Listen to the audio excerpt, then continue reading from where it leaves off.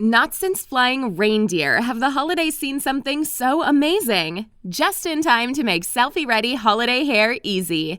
Introducing the do-it-all styling tools for glam holiday hair. The holidays are happier with glam hair. And the Knot Doctor all-in-one dryer brushes from Conair makes it easy. Detangle, dry, and style in one step. No elf needed. The Knot Doctor collection has a dryer brush for every hair type and style. The pink smoothing paddle dryer brush has Flexolite bristles for painless detangling and high-performance power for quick styling and smooth, shiny results.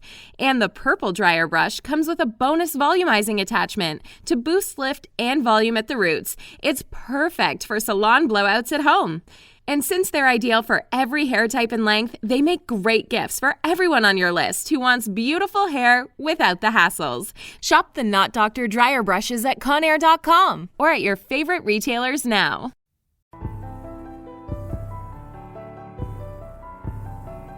Cult America is a history podcast about what makes America great. I'm Carl Joseph Black, a Brooklyn native born into the cult. And I'm Lisa Charlotte, an Australian migrant who totally bought into it from afar.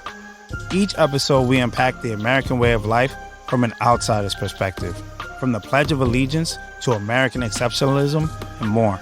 We'll dive into the history and share our personal experiences, along with discussion of some actual cults along the way. Listen to Cult America on a Three Springs Media Network, on Apple Podcasts, or wherever you get your podcasts.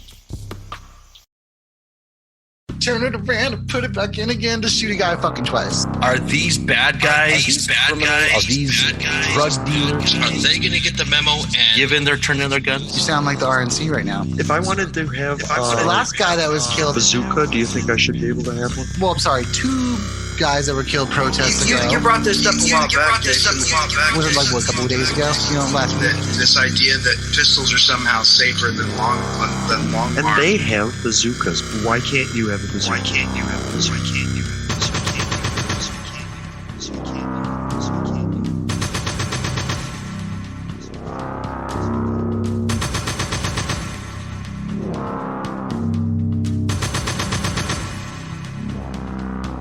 have He was running down the street, and there were people chasing after him. They were saying that he shot somebody, that, you know, like, stop him. And so they were able to catch up to him because he tripped. Does anyone believe there'll be less violence in America if Donald Trump is reelected? Donald Trump is reelected. Donald Trump is reelected. Trump is reelected. Trump is reelected. Trump is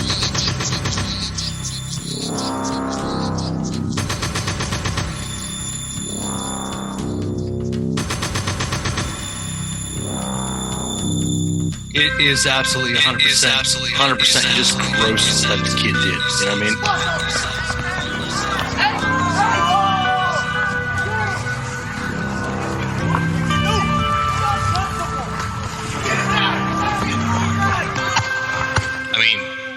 We call that, I do believe they call it hunting. Hunting. Hunting. Hunting.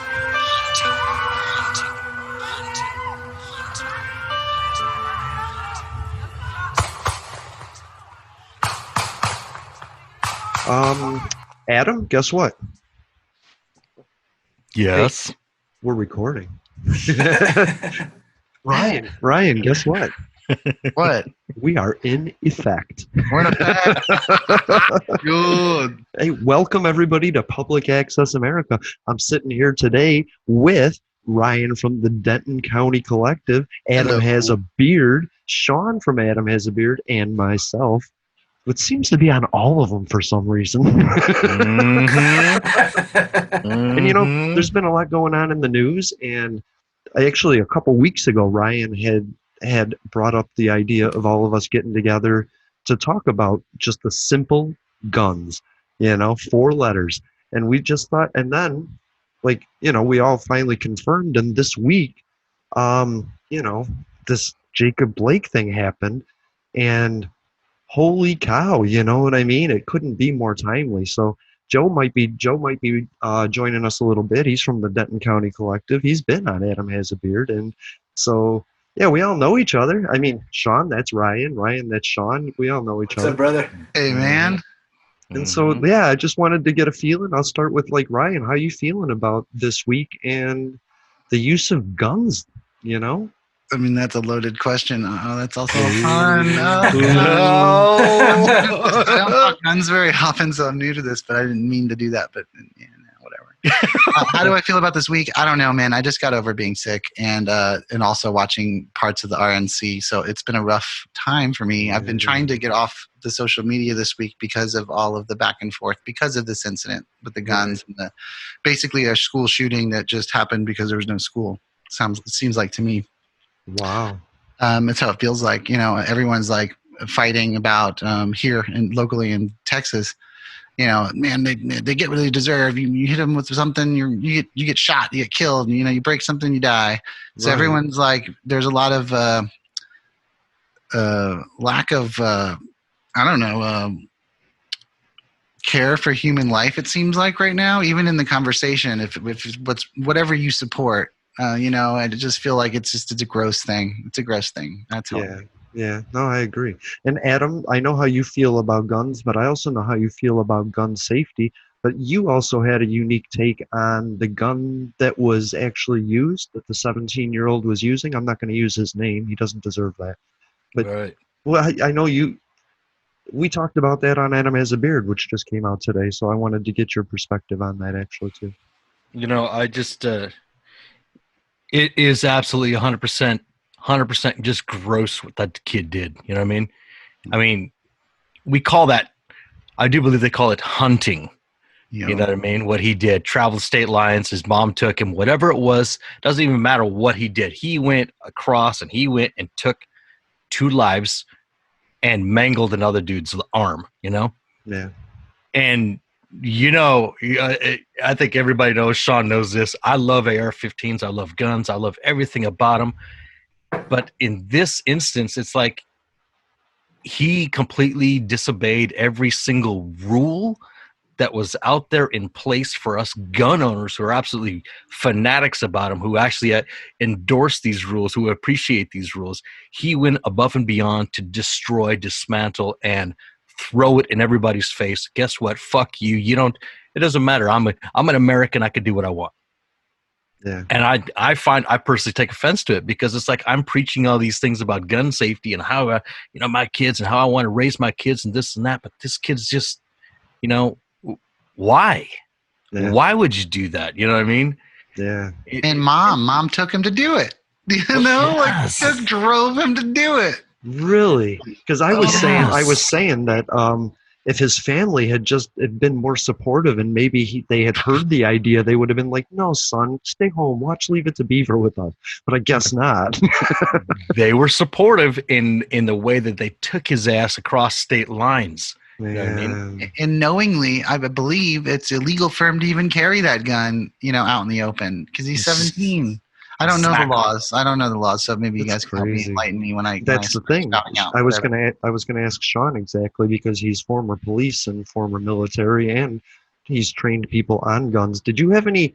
I mean, from the cop grabbing Jacob's shirt and shooting him in the back at close range like that, and this kid with the gun in a crowd of people with guns being the only one to actually kill somebody in this entire situation. Do you see anything from an officer point of view?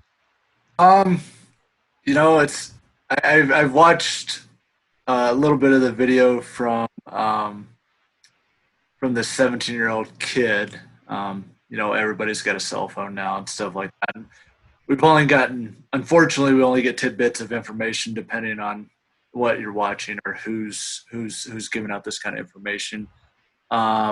I do know that the state that this was in, I believe it's Minnesota, correct me if I'm wrong. Wisconsin. Wisconsin, excuse me, yeah. Wisconsin.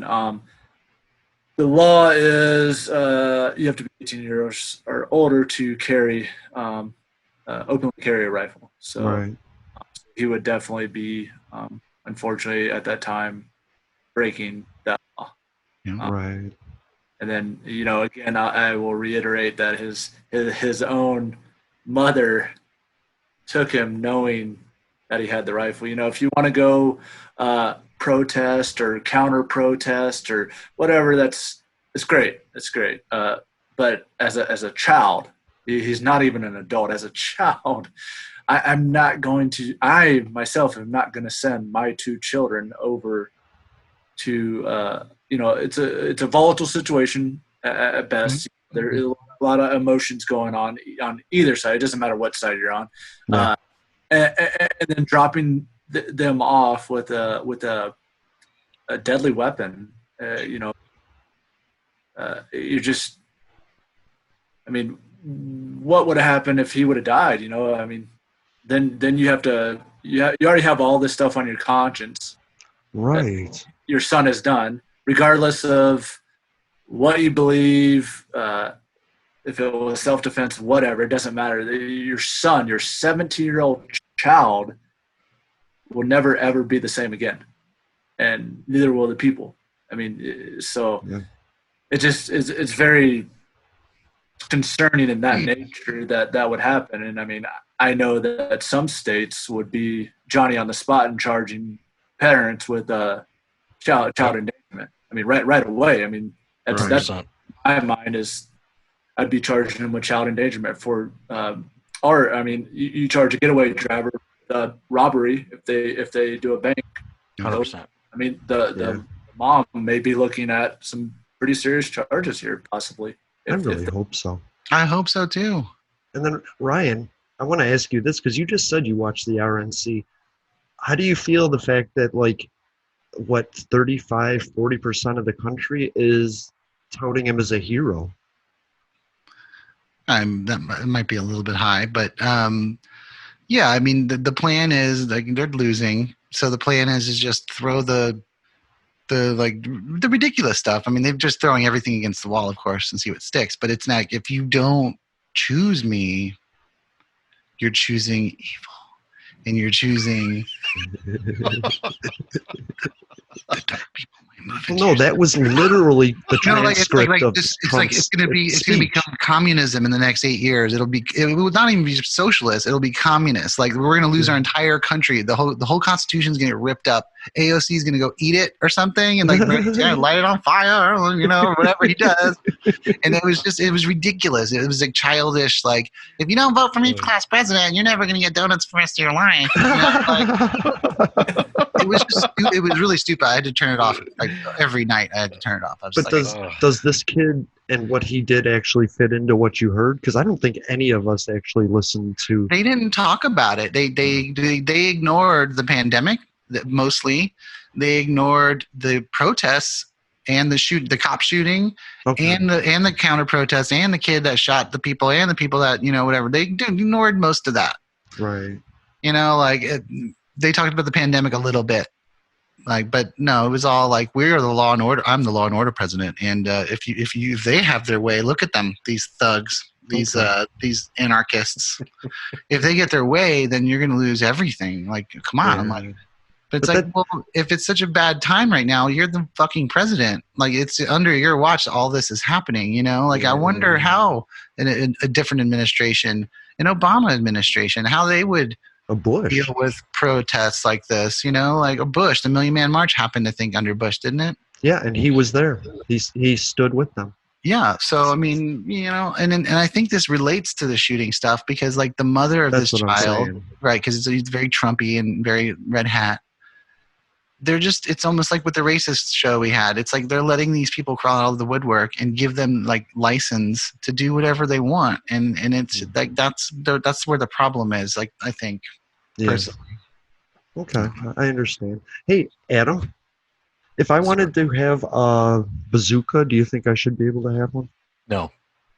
Why? Why not? Yeah, that sounds fun. In theory. Would you do a watermelon, dude? I might have to take the training for it and stuff, but don't you think you deserve a bazooka? No, definitely not. There's a lot of shit that I would do if I had a bazooka that would not be safe for anybody. So I'm just going to say no. Well, there's a fine line. I think you want some of those kind of weapons. You have to become a dealer. You have to be an instructor. You have to have a certain class license for it. You have to be. Is this what you're thinking, or is this the actual law? I don't know about the actual law, but this is what I know. Yeah, we're not talking. We're talking about, because honestly, The right to bear arms means that if the government can have it, I should have something to defend myself from that government if it goes evil. And they have bazookas, Adam. So Right. why can't you have a bazooka? I just, I can't tell you the answer why I can't, but I know morally, I don't think I should have one. Okay. I understand. Honestly, we do have them because we're the people that pay for the bazookas. Yes, So, sir. If the government goes bad, we take over the warehouse with the bazookas. You with me? You with me, Sean? I mean, you could buy a you could buy a Apache chopper if you had the billions of dollars if you really wanted to. Okay, the government has. But I mean, you can't arm it. Yeah. You can't. No, really arm. it doesn't. Unfortunately, it doesn't come armed. You don't get that discount. You'd have to make your own. right. But we did. We paid the taxes that bought that Apache, Yeah. so it is ours. We can go and visit it anytime we want, right? No. I wish it worked like that. It I really mean, is. I would like it almost be like Uber. Oh, hey, you guys paid for this. Come use it.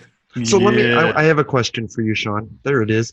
So Democrats want to take your guns, but actually, I've never heard a Democrat say that. What I have heard them say though is they don't want you to have automatic weapons. But that would mean or imply or infer that we can now have automatic weapons, and they will stop that from happening. Can I have an automatic weapon? Absolutely, 100%. You can, as long as you do it the legal way. And it's a real pain in the ass. I know there's like little things they sell. Like you're not supposed to sell an arm. You're not supposed to sell an automatic rifle, right? You have to buy the kits, right? And like the parts. So as long as you have a Class 3 license, which you have to pay for every year, and I believe, don't quote me on this, but I think it's like $3,000 a year after the initial whatever the fee is to the ATF. Go ATF. Not really. Just kidding. And then you're pretty restricted on what you can do with it. And I know that in Raymond, a guy had some automatic weapons, and for him to keep his Class 3 license, he had to do some demos for the police force. So we got to go out and, shoot some automatic weapons, stuff like that, and he gets to keep his Class 3 license and all that good stuff. And the common everyday folk of America are more likely than not going to get that Class 3 license. Okay, so there is a line. I said, Can you open carry an automatic weapon?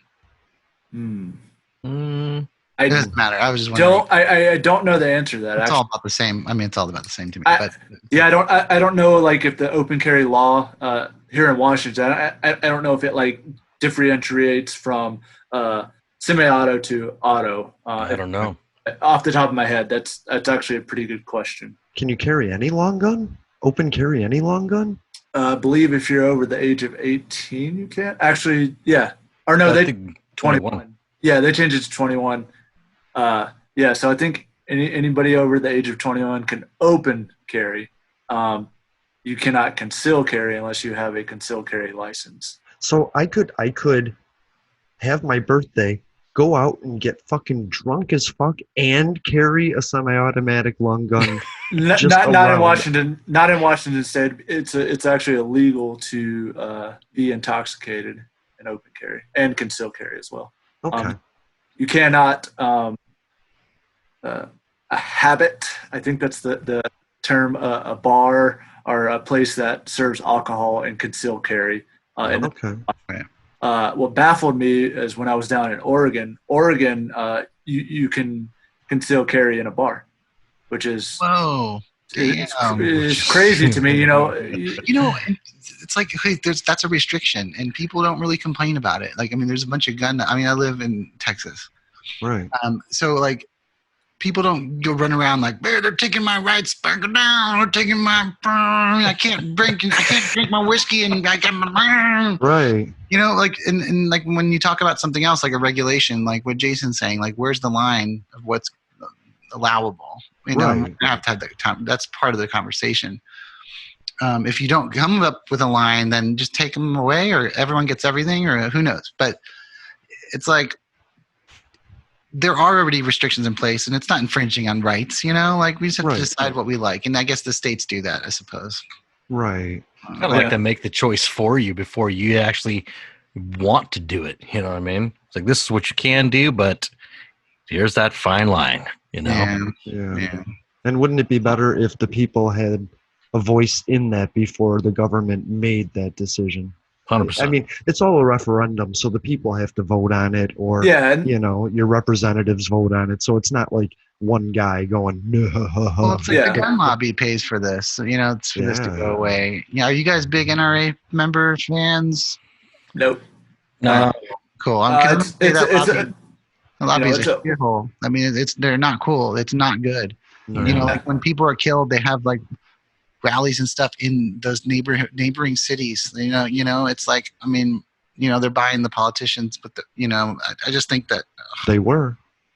Yeah. Yeah. The whole lobby system should be gone, in my opinion. That should be gone. Agreed. And this is a conversation about parenting. I want to say this. We got to talk about this at some point. Let's do it.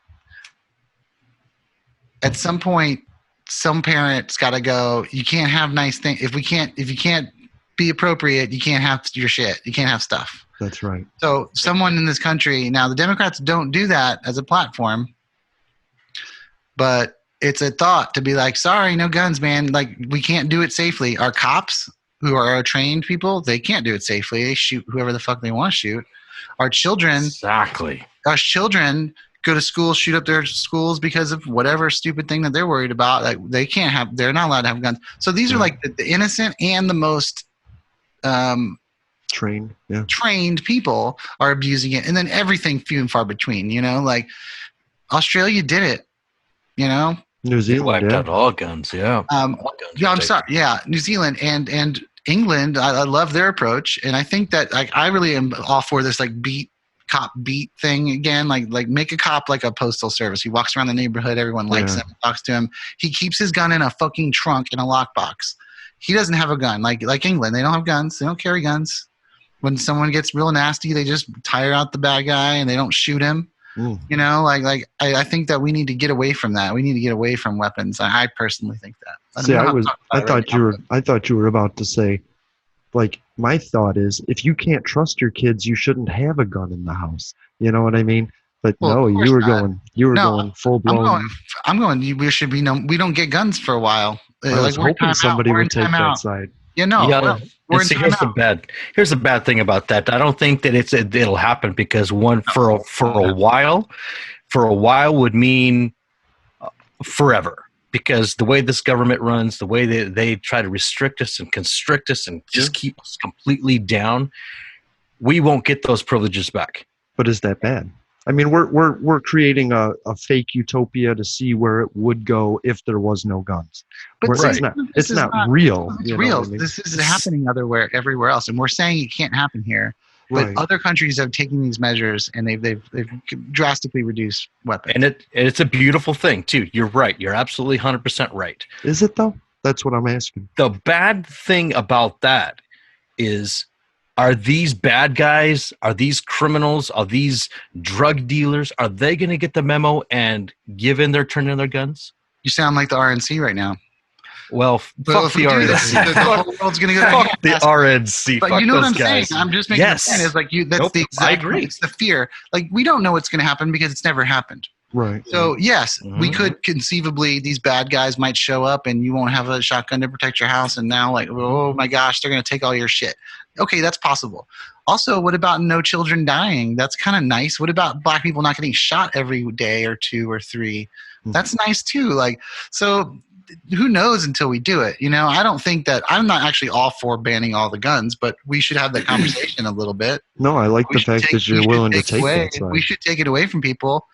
Like, if you're caught with alcohol next to your gun, or you're drinking out in your park and shooting things or in your own land and doing something, but if you're caught and you do something wrong, no more guns for you. Sorry. Let's just start that way and treat them like a felon. Treat more people like felons when it comes to weapons. I think that's how it is. Unless you get this Class C thing, you don't carry a gun like at all. Like, you pay $3,000 a year and you go to training. Okay, you can have a handgun hidden. But don't walk around with a long rifle, and like, there's no point. There's no point. Like, these guns, handguns and military assault rifles are only made to kill lots of people. Like that's their job, is to kill humans. I can get on board with shotguns. I get on board with hunting rifles all day, but I mean, these are weapons designed to kill people. So I think we should think about limiting them at some point. No one's really trying to do this though in our society. No. But I'm just like, when does a parent step up and go, sorry, you don't get these things because you abuse them? Like, we did a war on drugs because we abused the drugs. How well did that work out? And then, of course, right? the government had the fist up the donkey's ass in that one. Yes, they did. So it didn't help anybody. Yeah. And that's also my point. Like, you can't do it like that. Like, you can't just it doesn't work like that. But okay, no, he makes a good case. I'll give up my gun right now. Yeah. Well, so I'll play devil's advocate on this. I do definitely respect what you say, Ryan. But so we just have to take a look at one city, Chicago. Oh, it has the toughest gun laws in America. Okay. And I don't know the exact number of shooting victims / deaths this past weekend. I think it was upwards of 200 people were shot in the most restricted city in America. Right. There are people that aren't supposed to have guns that because they're convicted felons that are people sell guns on the street every day in Chicago. The government sells freaking guns to stuff like that, and it's not going to be one of those things where you can just shut the faucet off and say, hey, all guns are illegal. Yeah, of course not. People I think it comes more to along the lines of mental health, really. Okay, there's an angle. People are evil inherently all over the world. I'll take Old statement. England or Great Britain, whatever it was. They have a large population of Muslims, which is fantastic. Here in the past couple of years, they've had terrorist attacks where a guy has a knife on a train and kills 10 or 12 people, and they have their bobbies, their police officers with no guns. Well, they're getting chopped up too because they don't have guns, and they have the special units where they have the guns. And hey, it takes 20 minutes to get these guys out here.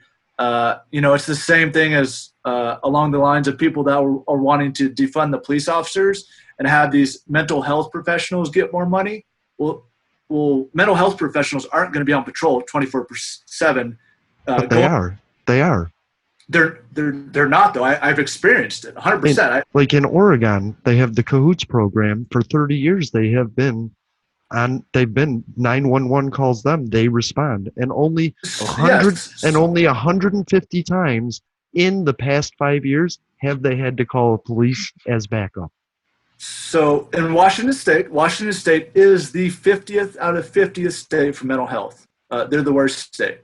100%. This is how it works in Washington State. So some guy or gal is a harm to themselves or others. Somebody calls them because something. Police officer goes to that call. They determine that person is a threat to themselves or others. They call dispatch. Dispatch calls the on-call mental health person who's Sleeping. Sleeping. Oh yeah, just send them up to the hospital. You got to sit on them for till I get there. Okay, 72-hour hold. That takes that officer off the streets. In my town, it could be the only officer. So then you're having time for officer to call out. So then that officer's sitting. Mental health comes up, evaluates him, calls Western State Hospital. Oh, sorry, we don't have any beds. Which 100% out of the 100% of the time that I had somebody, it was, we don't have any beds. You're making our case for us, right? Yeah, you told me. What? I've already written down what I'm. Yeah. Okay. Go ahead then. Go ahead. Okay. So then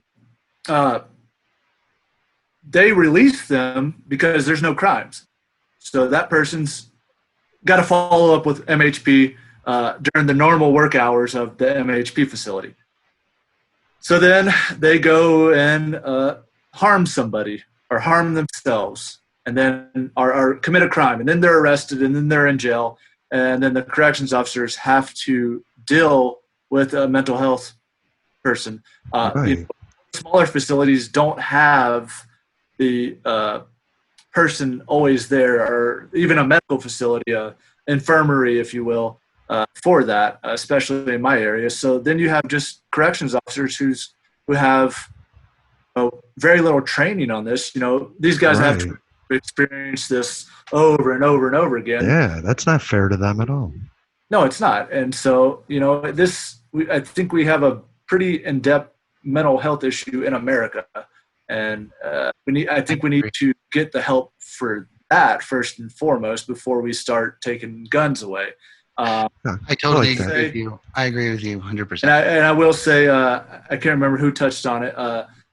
I think if we're going to tighten the screws on gun stuff, let's do more training. Hey, you want to buy a gun? Cool. You have to complete such and such hours of training in this course before you can even purchase this gun. Yep. I think that would, like a car.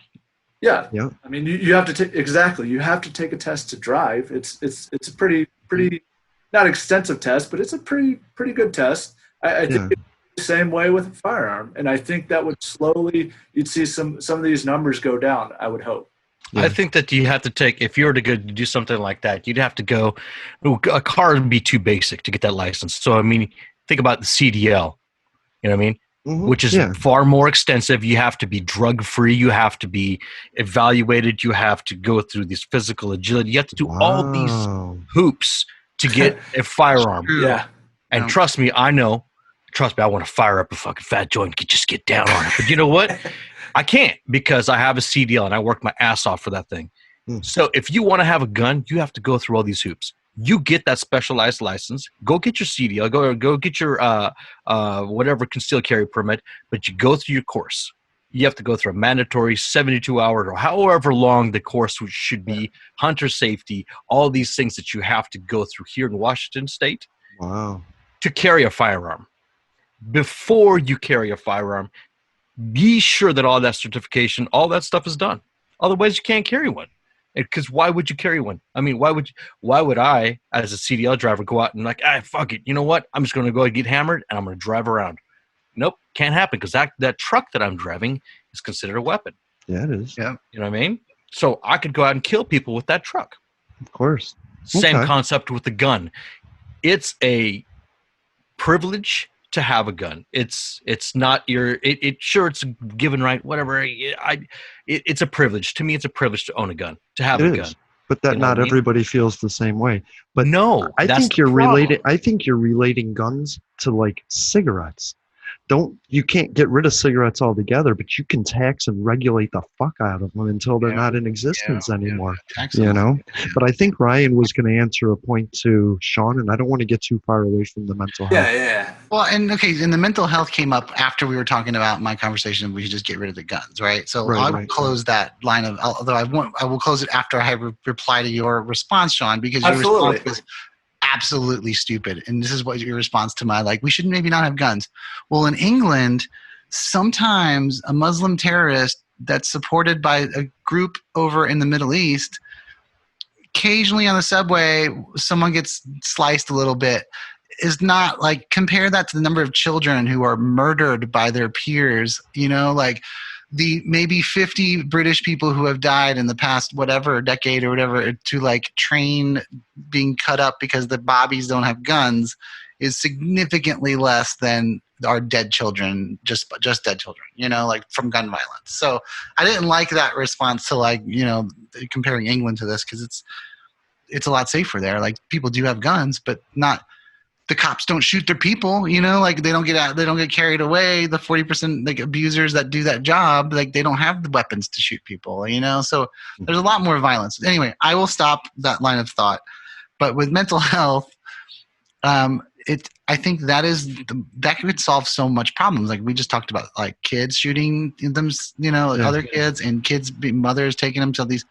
If we had a mental health system, part of our healthcare system, maybe for everyone, a fully funded one, wouldn't that be nice? Then things like gun violence wouldn't be an issue. Then things like heroin overdoses wouldn't be an issue. because everyone throughout their whole lives can go to the doctor and they can ease their pain. They can get preventative health care. They get like psychologists, like, something that helps them deal with whatever imbalances they have. Like, if we had that in our country, it would fix, we wouldn't have to be real probably even talking about guns, If we would have rolled this out 50 years ago, we probably wouldn't have the gun problem we have today, because there's a lot of other places in this world that don't have the gun problem. It's unique to us. I want to just say, I think it's talking about mental health being a line item in the defund situation. What Sean explained was an underfunded mental health prepared system. So what you're saying is that we shouldn't do it because it doesn't work because we're not funding it. But if we funded it better, and there was beds, and there was 50 mental health people on call instead of just that one, and that they wouldn't get to the jail. I think it's ridiculous, and I think it's a money system to put a person in the hospital to spit him out. The hospital gets money, spit him out, goes to jail. The jail gets money, spit him back out. And I think if we had 50 mental health people, that corrections officer, he wouldn't be so stressed. And that cop that has to go and see a accident and write up the report and exchange license, he isn't going to be that one cop that's taken away from everything. You know what I mean? So he's still going to be available for the more serious things, and when he goes home, he's not going to be so stressed because he didn't have to go from talking a wife and a husband down from an alcoholic stupor to some kid that has an actual rifle and is an actual threat. Yeah, and that's a big argument for defund the police. Now, I don't like the term defund the police. Because it just sounds so horrible. I am getting to like it more now because it's so polarizing. It's like, well, what does this mean? Like, everyone just, let's say a simple suburban person that doesn't read the news or know very much, pretty non-intelligent person, right? Not very active. That sounds like a scary thing. Like, oh my gosh, the police are here to like protect us and to do things, It's like, no, it's like reallocate. Camden, New Jersey is a great example of a city in this country that was reformed like it was a decade ago. And all their cops went to beats, and all of them, it's right next to Philadelphia. Philadelphia is a dangerous place, and then just down the road is Baltimore. That's a dangerous place, and this is all the same kind of people. Like, the Camden's also pretty poor. It's a really, really poor town, kind of liquor store in every corner kind of place. And now everyone is friends with their cop. Their local cop just walks down the street like the mailman. He lives in the community? And that's, no, they have beats, but the community has a local cop. That cop is always in this area. Okay. That cop is always there to help with issues. So like when people start fighting, they're like, Jimmy, we got it. And like now they're talking. Now they know each other. So you're not going to shoot some strange, like especially like let's say shooting black people. That's a problem. There's none of that. There's less of that. And if you know someone, you're not just going to assume, oh, I'm scared because of the way I was raised or whatever. I don't know what this person's going to do. Like when you live in a community, the crazy guy down the street that, to watch out for him. And if something like happens, you're like, you let people know, cop, like officer, he's a little bit like, he's a little bit wacky. Watch out, Yeah, people love to gossip. But I think that this is that's a defunded city. That the police officers were it was like eliminated. Their police system was eliminated and replaced with something new. Okay. And, the fire department's like that too. And it's not scary because it's working, in a rough city. And I think that's one example that we need to look at more that our country is not really looking at. And they're just talking more about, I guess, politics right now when it comes to So I think the test will be we'll see what happens in Seattle because I think that's what's happening. They're defunding, destructurizing, and reallocating these funds and these police officers to different part of the city or different part of the county. Yeah, and it'd be interesting to see if that actually works. I'm not opposed to defunding, but I don't like you guys. I don't like the term defunding. I just think it's it causes conversation actually. Yeah, but it'd be hard to pass a vote. It would be hard to pass a vote and say defund it. Right. I think realistically, I think instead of saying defund the police, it's not just the police. That's the bottom layer of where this starts. When we need to say defund the criminal justice system, because you have these political prosecutors. Yep. It's a money system. Oh yeah, exactly. It's 100% money. That's it's got to flow through that. Even we can go back to the mental health system. Again, they've got some issues, and unfortunately, the way it's set up now is they get hooked up and then they get put into the criminal justice system, and then they sit for months and months and months in jail because there's no beds and stuff. There has to be a better way to do. We have a guy here that was picked up for just PI. He was just walking around intoxicated, right? He needs $100 to get out. He's been in jail for 6 months in the current COVID situation because he can't come up with $100 to get out. That's ridiculous. So I get what you're saying. Yeah, and so it's a broken system. It's not just the police. The police is the bottom layer. But I think with that, I think that actually police need more training. So training comes more cost. It's not less cost. If you are looking strictly to just look at that bottom layer of defunding the police, you're going to see negative results, unfortunately. Yeah. Well, they should have a wide array of things to train. They should have their choices from, practicing with their firearm to beginning your bachelor's in mental health, or maybe prescriptions, or so they know what to look. They should have their array of everything, even downtime, like art and meditation and things that would help them. But that's the police, and I want to talk about guns a little bit because you guys are for safety, and what we've talked about before is gun clubs, and not everybody having a gun. But I'm thinking of like going to the gym, having a locker with your guns in it, and being a part of a gun club, so that you still get your gun, you still get to go to the range, you still get to have fun and be an enthusiast, like joining the Moose Lodge. But it's a gun enthusiast, and in that way you can create your own rules. Your contract, you don't do this, like the Shriners. The Shriners have a certain set of rules that they adhere to. And so like a gun club, you could do the same thing. You just don't take your gun home necessarily, but it's there. What do you think? I don't know about that. I mean, in theory, it sounds like a good idea, but at the same time, I wouldn't want my guns in a bunch of, what if shit went down? What if what if there's a gang shootout? No, I don't know, man. Honestly, I just don't like the idea of having my property out there. What if somebody broke into that spot, busted open the lockers, and started taking guns, and then committed crimes? What if somebody came into your house and busted into your locker and took your guns and committed crimes? At least we know it would be my gun. Then I could report it stolen. You know what I mean? But there, you don't know. You wouldn't know. You wouldn't have. Well, and then you don't have the gun for home safety. That's right. That's why it's a stupid idea. I was a gun owner. I've been a gun owner, and I got gun owner because of where I lived. I lived in Dallas and downtown. And there were shots outside a window like every week. So I'm like, I'm getting a shotty, man. I'm getting the mossy. Yeah. Went to the gun club. In fact, went to the gun club, learned how to shoot it, and then I went to like land, learned how to shoot it, brought it home finally, and I'm like nice form above perch, in case I need to get someone coming in, and I sold it because I was moving in with a child. So the mother was like, "Nah, I don't want this," and I'm like, "I respect that," so I sold it.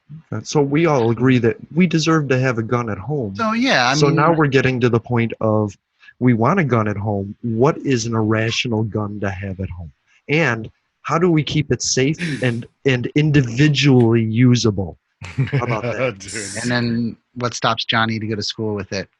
Exactly. A trigger lock, a DNA print, a safe. Anything that keeps it under lock and key. Like my guns, they are under lock and key. I do that not because, the old lady says, "Hey, I don't like guns." Guess what? No, that's not how it works. I got a fucking gun. I got a gun. Plain and simple. Get used to it. It'll be around the fucking house. 100%.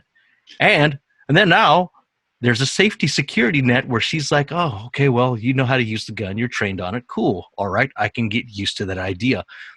But the kids was my concern, because like when I started having kids, I was like, it's like, man, oh shit, I got a lot of guns. I got to put some locks on these motherfuckers. You know what I mean? Right. Okay.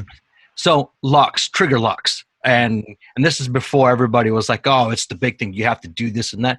Yeah, okay, whatever. But common sense says, hey, put these goddamn things on if you're going to have kids, because what's going to happen? For me, when I was growing up, it was, what is that shooting out there in Colorado? Columbine? Yes. Columbine, yeah. That was the big thing. So that sat in the back of my mind for the longest time. It's like, fuck, if I ever have a kid, I want my kid to understand that these are not considered to play toys. These are not to be considered to hurt anybody. If you're going to point that at somebody, you better be goddamn sure to get all the repercussions. So everything's under lock and key. I got trigger locks. I got safe. They're double locked in a safe. I don't care if it takes me a long time to get that out. At least I know my kid's not going to get in there and get it. You know what I mean? You don't think it's no longer home protection though. Yeah, it is not. That's almost like you can just might as well keep it at the gun club. You know, it's all locked away. You know. Yep, but at the same time, those weapons are not for sport shooting. Those things aren't for home protection. Those guns are for going out onto the range. Right. I take them out. I understand your point, but I don't want them at a fucking gun club. I want them here. No, we're talking about the gun. We're talking about the gun on your nightstand. How do we make sure the gun on your nightstand doesn't get into your kid's hands so that he can hurt somebody with it? Oh, you mean with the DNA lock kit on it, so he can't get into it? There's that one. So I'll tell you, before we even talk about locks, safes, anything like that, first and foremost, it's going to be education. Gun, safety, education, period. 100%. And that's before the lock? I think that might be in conjunction. Before the gun. Okay. I mean, this is, I'm pro-gun, like everything. Yeah, that's why you're here, bud. That's why you're here. But if safety is not involved, if education is not involved, it's a problem. You shouldn't own a gun, period. Okay. Period.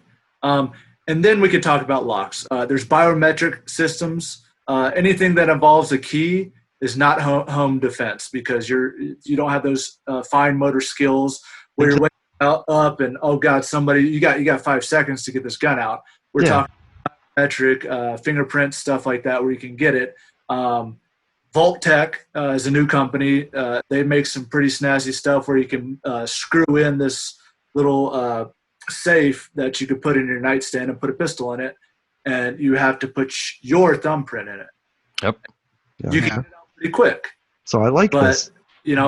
So they technology is definitely on our side now here in the 2020, where we can have those things that would be considered easy access, but still have those safety issues where our children or our loved ones aren't grabbing the guns and doing something very heinous with them. Right. So that's part of the education part, right? So you kind of went there. So where in the world is that done properly? Like who should we look up to? Where do we look to be like, let's do this correctly? What should we fund to make that possible? Where is that done? I don't know. I'm just asking. So I think it should start at the point of when you're out there looking for guns. When you approach the counter, your local mom and pop gun shop. Hey, I'm looking into this gun here. Oh, okay. Well, then you know what? This is what you need to look at. Here, start here.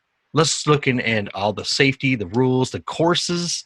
Start here before you proceed to buying your gun or looking at your gun. I think Sean is talking well before that. He's talking about 3 years old, 4 years old, right? Before a kid touches a gun, who's going to teach? Is it going to be in our schools? Is it going to be a separate school? Is it going to be a training class that you bring your kids to, or is it going to be the parent? So honestly, I was blessed with employment where I was at Threat Dynamics. So you could go buy a gun wherever you want, wherever you choose. Mm-hmm. They're going to sell you a gun, period. If you're over 18. Yeah, legally. If you're on the legal lines of able to buy a gun, you can go anywhere you want. But they're just going to sell you a gun more likely than not. I worked at Threat Dynamics. we had the luxury of having a live fire range, some other stuff, some classes. So we would really push these classes. Oh, this is your first gun. You know what? Hey, we have this basic intro to handgun class going on. We can get you in. Actually, you get a discount if you are to purchase this gun. If not, we could do private lesson. We could show you how this gun works, how to safely store it. All those things you're touching on all those safety points before they even leave the store with this gun. It's really a moral responsibility. But that's not that. Can we? I'm sorry, guys. Nice to see y'all. Hey, Joe, what's up, brother? Hey, thank you for being here. Hey, can we agree that that's not the typical experience, though? You're talking. Oh no, about that's why I said that. We agree. You could go to Walmart and buy an AR, a shotgun. They don't sell pistols anymore, but they're not going to tell you.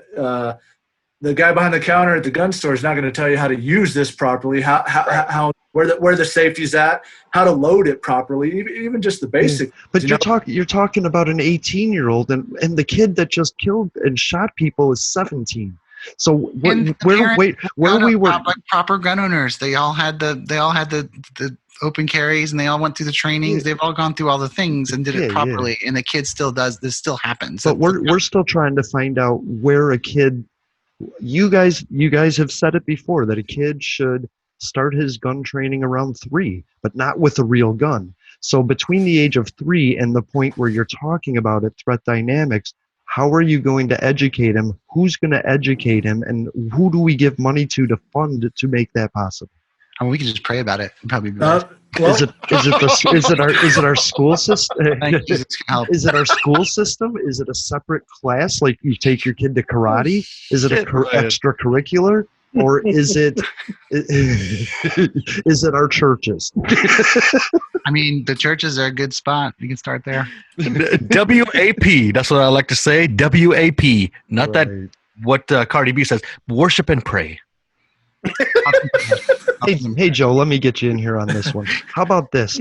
Do you think parents should spend more time with their kids, and maybe if they see a child that could be prone to depressions or anxieties or outbursts, maybe they should give their gun up for a while? Oh yeah, for sure. That's well beyond what we're talking about, though. No, it's right where we're talking about. I don't think we. I mean, we don't have that kind of regulation. We don't have that kind of regulation where you can even, we don't have the kind of system set up where we could even.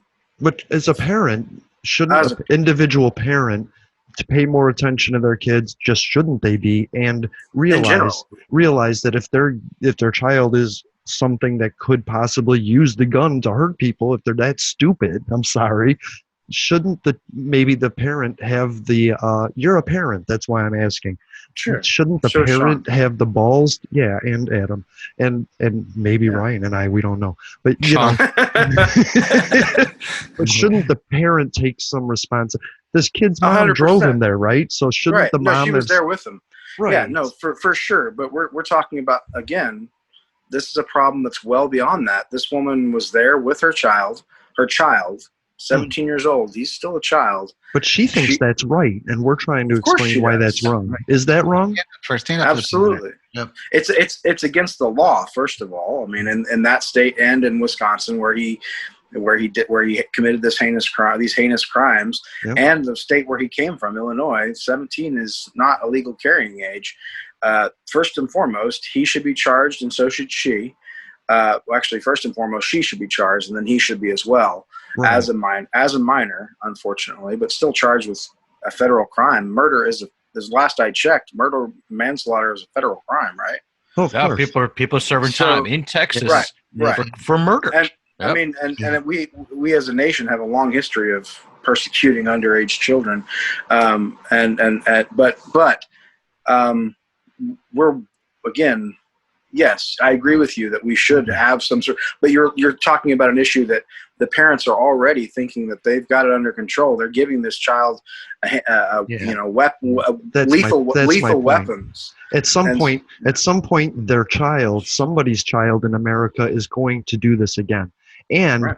Their parents are going to notice something because this just happened, so it's going to happen again. So maybe if we tell parents, hey, don't do this, but at what point do they stop it, right? Well, Now, and it's what happens from this point. I mean, if this sheriff and this the people that are first of all holding this child and the people that are going to prosecute him, if they do not set an example with this case, with this situation, and actually put the long arm of the law down on these people, then you have opened the gates. It's what happens in every level of court, where you get somebody that gets away with this and they go, well, we can do it now.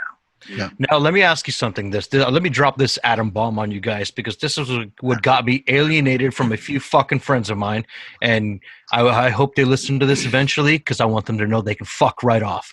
Do you think at this point, this crime that's happening right now, with him not being persecuted right away or not being incarcerated right away, is a privilege of the skin color? And I'm noticing this. I'm saying this right now because I'm noticing 1, 2, 3, 4 of my brothers, my friends right here on this podcast right now are Caucasian. Yep. Okay. I myself, I am 100% Mexican, born in the United States. Is this a case of white privilege for this kid? Of course it is. Yes and no. He claims to be Hispanic, but he claims, right? Right. I read that too. From the moment that this happened, and he walked towards those police officers, they assumed he was white, and they assumed that he didn't do anything wrong, and they let him go. So 100% this is white privilege. They gave him water. He walked around all night carrying a weapon. No one checked his ID. He had a fucking an AR, right? Wasn't it an AR or something? Yeah. Oh yeah. 100%. Open carry. A mass, like that's a mass people shooting machine. You know, some guy has a key in his hand the day before, and now they're like, oh, it's a fancy Middle Eastern knife. Like we gotta shoot him 7 times. You know, like just because he went to his car. You know, like that is completely white privilege, and it is complete racism, and that's the problem. Like that's why the protests are happening. You know, it's like this is the 100%. Problem. And I'm glad you guys see that, because I see it. Yeah. I see it, and it's for me, like during all this turmoil, during all this whole pandemic and everything, I always see, the George Floyd, even go back to George Floyd, even farther than that, go back to Watts, even farther than that, go back to the last one before that. They're saying it's a black problem, or they're saying it's a Mexican problem, but they never see that it's a people problem. I never hear that. You know what I mean? I don't know how you guys were raised and how you guys grew up, but I always saw the shit side of everything. But opening my eyes and trying to be as human as possible, I see that, there's a good guy there, there's a good guy there. Oh, I don't see skin color at this point anymore, because I see actions. This 100%, I know that we can all agree this is a heinous action. 100%. This should 100%, and I agree with Joe, should fall on the parents' lap. 100%. This is their fault because they allowed their child to walk out. Yep. And making it a good example, making an example for this kid and this parent is very important. I agree with that because 100%. I mean, you've got I feel like it's like the conversation about our leader right now in our country is allowing all this nastiness to happen. His whole entire platform, his entire week was centered on, if you don't elect me, all these people are coming to take away your country and your democracy, like all these bad guys. So now if you get a parent who probably, I bet you his parents did all the classes, did all the gun thing rights, probably are members and in the gun clubs and do all the things the right way.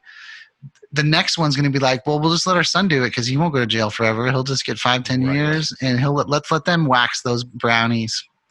You know what I mean? Like that's the kind of, you know what I mean? Brownie. It makes me hungry, actually. but you know what I'm saying? Like that. We need to take them. This needs to be that focal point. This is the example that needs to happen. It needs to be the precedent. It needs to be set. There needs to be a line drawn in the fucking sand, and these people need to be held accountable. And 100%. They need to be taken to the extreme of the law. That's what needs to happen. You're getting adulted. You're getting life in prison. You're gone, buddy. Well, and get life in prison. Give him 30 years for sure, and let him be the example. Let him be the law that let's call it fucking law after this fucking kid. And I mean, name it. And shame him. Yeah, well, you lost your guns because of this dumb shit. The dumb Right. shit law. I'm just calling him dumb shit. I'm not using his name. I don't even know his name. I don't give a shit. He's a kid. It's what's tragic is he's a child, and That's there's horrible. been it is. It's terrible, but it's on the parents and the system that allowed this to happen, and the system of racial prejudice that exists in the police itself and in the society. It's what's crazy is you touched on it very briefly. This idea that the whole reason those people are out there protesting. And say what you will about rioters and looters, those are going to get those people are going to show up no matter what the situation is. Yep. But you have a protest that is built on the inequality and injustice that's being dealt to people of color, and here you have a prime example of people of color being, their attention is being centered on them. Whenever you have a white homegrown terrorist walking the streets, a child that has been trained in homegrown terror. Dressed as a cop, though. I mean, he was dressed as a cop. Is he trained in homegrown terror, or has he just been radicalized by YouTube videos? No, it could be a combination of both. No. Man. Yeah. It's his environment. But you look isolation, at his parents, depression. This isn't a kid that necessarily just played video games. He was armed to the teeth by his parents. His mother was there armed to the teeth. She had weapons on her. It's bigger than that, and it's not. We can't just say this is video games. And I'm not saying it doesn't play a factor. Yeah, no one's saying that. I was just asking because I know there's a podcast called Rabbit Hole where this kid got radicalized and unradicalized, and so I was wondering what group this guy fell in. I think it's like you said. I mean, I think there's a catch-all situation or not a catch-all, a conglomerate situation that I read a perfect storm. I read an article today about him and his peers at school. Many of them said, "Yeah, he's the shooter type. Like he was the one in class that we would say he's the shooter type." Okay. Damn. It's very MAGA red hat family. A lot of kids made fun of him for liking Trump, and he always threatened physical abuse on them all the time. That was his MO because he was this little tiny, short shit, chubby, 5'4", short, So he's a combination of isolation. He's a combination of gun nuts, Jesus freaks, Trump supporters, like all this weird stuff coming out of the woodwork. I think he's just all that, and that's what's on the parents. It's on the parents a lot of that because kids don't come out of a vagina like that.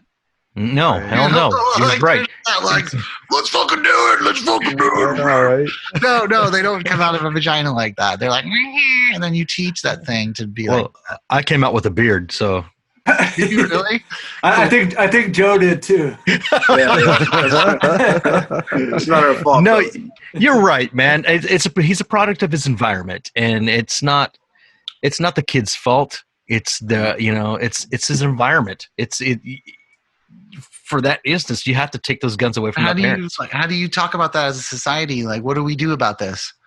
Get him Let's mental keep health. fucking buying guns. Like that's what we've done all the time. Now we've gone into regulation, and I'm all about extra training and like all that kind of stuff. Especially with police, we need a different profile. If you got like 40% of police being domestic abusers, you're hiring the wrong kind of person. Those people don't need to be doing their job. They could do the garbage. But let the garbage man be the police officer. I know the garbage man is a good guy. There's good dudes. There are some, but there's a huge amount of. That's a great paying job, and it's got benefits, and those guys work really, really hard, and they work themselves in that position. I'm not saying what I'm saying is you're right. There is something wrong with how we are recruiting the people that become police officers. And like we've said before, and like I'll say again, there are good people doing that job. Mm-hmm. It is a necessary job, but there is no room for cops to be good, truly, as a group, if we are not policing our own, if we're not holding them accountable, if we're not If they're not holding themselves accountable, if they're not calling out the bad cop and pointing at him when he did it and saying him right there, him, and putting him in handcuffs, then I'm not standing up for any cop because they're not standing up for Americans. This situation in particular is a prime example of the problem we have, and you have the police chief and the sheriff, who both have let this situation get as far as it got, have their own officers shooting an unarmed black man in the back in front of his children, which has got us in this position. Okay. And now those people are going to hold this situation account. Like, I don't buy it. I don't get it. I don't understand. 2 of the 3 of those cops, the 2 that were assisting, hadn't even been cops for a year. One of the cops just became a cop this January. God dang it. And all 3 of them said they attempted to use their tasers first and it didn't work. Fuck you. The odds of that happening, fuck you. Lies. 100% lies. Hey, Sean, what happened if I come over there and tase you? Will you drop like a rock or what? So the cool thing about a taser, the way they designed it, is it drops nodes. So it's confetti. So if in fact they did deploy their tasers, there would be 2 sets of nodes. The new taser, the X2, it has 2 probes. You can pull the trigger twice, boom, boom. The older tasers, you'd have to take the cartridge out, toss the cartridge, put another cartridge in, and get back on target and shoot that. So if they did, in fact, tase this gentleman twice, there's going to be where the probes went. If they didn't impact him, they're going to be through clothing, stuff like that. And then you're going to have these nodes all over the freaking place, dude. They're little. I mean, they're really, really small, little round, and they freaking fly everywhere. But there'll be evidence of it. Oh no, yeah. My that's the point. My department, if you were to use the taser for use of force, the policy was you were to pick up a bunch of nodes, put it in an evidence bag, seal it, and it goes into evidence because it's part of the case. Right. I can't speak for this department, but it should more likely than not be the policy of that department as well. Okay. Yeah. I like that. So we were talking about this kid should be punished, right? And we agree that his mom should be punished as well. But his mom, 100%. But in what way? In what way? I think you should take her house. I think you should just take her possessions. Leave her penniless. So it's gonna be hard to seize because that's not the they didn't use the house in the crime. Right. I don't care. The vehicle that they drove can be seized. I think take her to jail, put her in jail for life, and take all of her possessions. She'll lose them. Yep. I mean, you're talking about changing the laws, and since we're going to change laws, let's just get rid of one of those amendments that we don't like. Yeah, no, civil forfeiture is pretty tough. And then you have to have these crimes for the civil forfeiture. So anything that is used in the crime can be taken, can be seized. So the vehicle, the gun, anything that's in their possession, or any of the a place where they planned the crime. If in fact it's proven to be planned at their house, let's do it. Same thing with people that use drugs. If this is a drug house, you should be doing the paperwork and seizing. I love it. So you want to punish them, is what you're saying, Jason? Yes, I want the mom punished. I mean, but what about the little daughter or someone that might be more innocent? That's the reason to not do it. Well, and you're talking about about other kids or whatever, like, and I think let's put like what ifs aside, like work within the law. If like you're saying, if they can, prosecute her to the full extent of the law, and I don't think that's going to happen. I am super doubtful that that's going to happen. I'm doubtful that even 100%. If this kid goes to jail, I think he'll be pardoned at some point, especially if this. If Trump remains the president, and he'll speak at the convention, right? Well, he's right. We had that this week. What are you talking about? We had 2 people, like just the last protest. You're right. The last guy that was killed. Well, I'm sorry, 2 guys that were killed protests ago, within like a couple of days ago. Last week. Right. these people were pointing guns at Black Lives Matter people, being like, "Get off my property! I'm real scared. I'm real Those scared." lawyers, yeah. Those attorneys, My neighborhood. Yeah. Like, and now they're speaking at the RNC. Yeah. Right. Hey, Joe. This kid should totally speak at the RNC. This guy should totally speak for the NRA. You know, Well, you take all their fucking possessions and let that little kid, that little sister you were talking about, speak at the RNC. none of them need to speak. None of these people need to have a voice. None of them. 100%. I agree with you, Ryan. None of these people need a voice. They should never be able to profit from these stories, ever. They should never be able to write a book. No 100%. family member should ever be able to write a book. Nobody should make money off that. But look at all the funds they've already raised for that kid. Over $100,000. Oh, that makes me sick. That makes me sick. furious. And Jacob, what was his name that got shot? Jacob Blake? Jacob Blake. He was handcuffed until this afternoon in his bed in his hospital. Right. Like, I mean, at least be like, sorry, you can't walk. We're not going to handcuff you. Why was he? What was his crime? What was he had arrested? he had felony warrants that were outstanding. Oh, okay. And so the law is, and the sheriff said, we would do this to anyone, but I mean, a national, national issue. Just well, even if it's not a national issue, my understanding, he's paralyzed. Yeah. So of course he's gonna go. You could wheel him off handcuff his spokes. As a human being, even if you're a police officer, which I was, and my big thing is having compassion. He's not gonna go anywhere. I mean, that's a funny thing to say, but it's not. So you're okay with just leaving a black guy with felonies unchained, but a white guy that just jaywalks, you want him chained to a bed because he can walk? Jaywalking is not a criminal offense. No, we're talking about dispensing the law equally is all I'm saying. And okay. So yes, there's a policy, a department policy, more than likely, that says all suspects will be handcuffed at. That's what the sheriff said. Hospital, and great, that's fine. But at a certain point, as a human being, you got to say. As the sheriff, you should probably say. As the sheriff makes the call. You know what? Hey, deputies. He's not going anywhere. Unfortunately, he's paralyzed due to us. So take the handcuffs off because I am the sheriff, and what I say goes. I supersede any policy. You got to have that compassion. And he could have done that. Even the sergeant or even the lieutenant or their chain of command could have stepped in and said, "Hey, guys. Go ahead and take the handcuffs off." But this is a prime example of what we're going to be looking at when it comes to this guy getting anybody in that area getting justice that they deserve or that they want, because they're already showing that the compassion is not an issue. The humanity is not an issue here. They're willing to attempt to murder somebody that they think is guilty.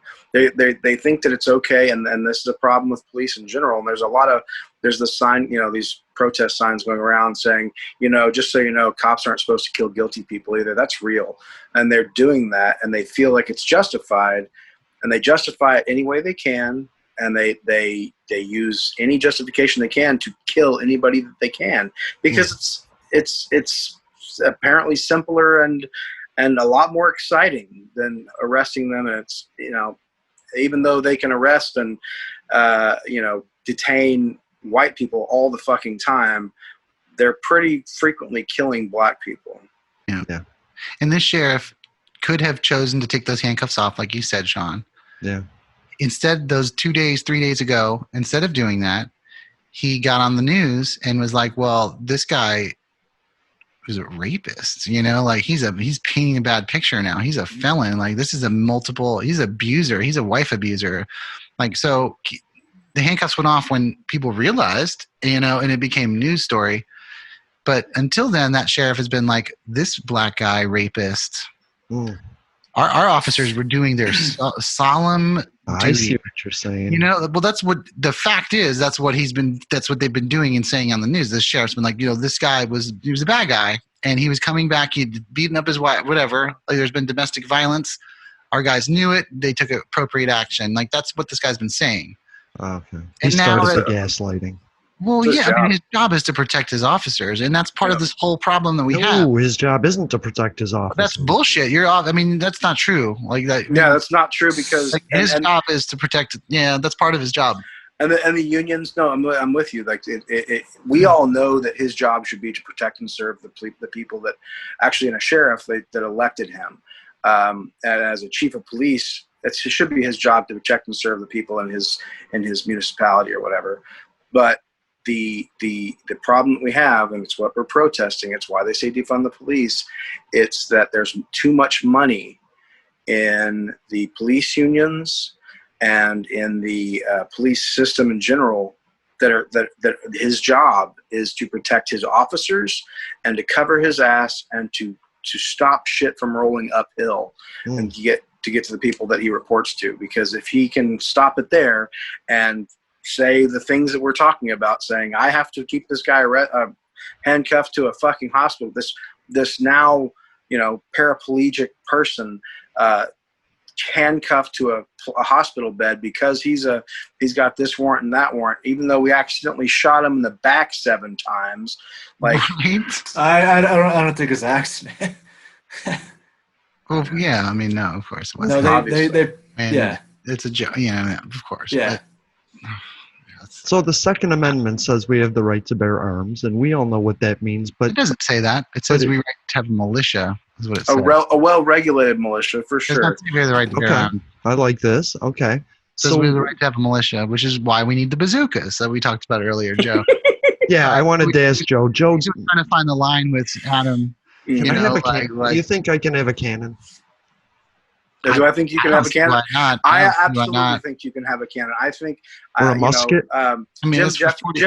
Jim Jeffries talked about this. I'll paraphrase him here. I think everybody should carry a fucking musket because a musket gives you time to think. A musket gives you time to think. That's right. That's right. Flip it back in, turn it around, and put it back in again to shoot a guy fucking twice. Okay. Yeah. So should we go to revolvers and muskets? No revolvers, dude. That's pop, pop, pop, pop, pop. Yeah. Fuck yeah. Mm-hmm. But it's not even a semi-automatic, right? I mean, a revolver is a semi-automatic, technically, isn't it? Absolutely, yeah. Oh, is it? See, I don't know the definitions. I'm the one guy I don't know. It's a revolver. It revolves. Okay, but pop. That's what why I love Sean. You gotta revolve it. Yeah. Okay. I think Sean just created the name of the episode. Sweet. All right, so we have the right to create a militia. So what does that mean then? I want to get the Second Amendment out there so we can clarify talk about it. And what I'm saying is, Ryan, read it. Clarify it. Read. Yeah. Somebody read the Second Amendment. Oh, Ryan, the actual amendment. Just read it verbatim. Yeah. Yeah.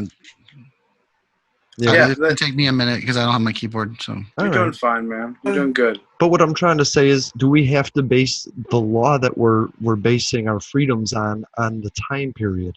Like, obviously, our founders never assumed that we were going to have an Uzi they didn't know what that was. So should we be basing the Second Amendment on the restriction? No, we should fucking amend it. We should change that fucking thing to say what it fucking should. But they don't want to do that. The people what should it say? What should it say? It's great. Great question. And that's what we talked about on our show. It's like, if we're going to have this conversation of like, what is the line? What line can we not cross? No automatics, no nuclear weapon proliferation, no biological war weapon, let's define that and let's make the Second Amendment. Let's call it like 2B, like 2B. It's like our future. And because this amendment says in 1789, by the way, a well-regulated militia, being necessary to the security of a free state, the right of the people to keep and bear arms shall not be infringed. So it's saying people are allowed to have the weapons for a well-regulated militia, because back in the day, that was what it was about. Like, we left this country and we started this war, and they're like, we need people around. We don't have an army. We're this colony. We don't have a big army. So these big bad guys we just left because of church oppression, by the way. Isn't that funny? Mm-hmm. Like, we want the ability to pray to our Jesus, only our Jesus. Well, whatever you guys. But like, we need a militia because we don't have an army. Well, now our army's bigger than all the armies combined. So this is an outdated idea. 100% outdated. About guns. If it's about gun rights, let's make a gun law. Let's make a gun amendment. That's what I'm saying. Like, we should do that. Mm-hmm. This is clearly what you can do. This is clearly what not you can do. Now, that's a big argument our society could have. We're starting to have it right now. That's what I've been trying to get at this whole episode. What are the limitations that would be rationally put in place? Talking to two guys from Texas, two guys from Washington State, and a guy from Florida. We all have different ideas, but I don't know. I don't know what that answer is. Definitely not automatic. Definitely not mass murder. Definitely not automatic. The problem there is that, and it's been the problems. I mean, automatic weapons are not legal to own unless you have a permit. Right. And you can get a fucking permit. And that's what all these things are, is you can pay the right amount of money. Yeah, we talked about this earlier in the episode. Right. And I'm glad you did, because that's if we need to do away with all of that, like we got saying. it. And, all right. So no automatic ever. We all agree on that? Well, I mean, as the military, I mean, like when I was in the Marine Corps, we didn't have access to automatic weapons. Well, we had access to machine guns that were only used for war, but we didn't walk around with those on base. Okay, right. I mean, we had the 240 Golf and the SAW and all these machine guns, but they were for wartime and they were for use in war. Everything we carried around with us was semi-automatic.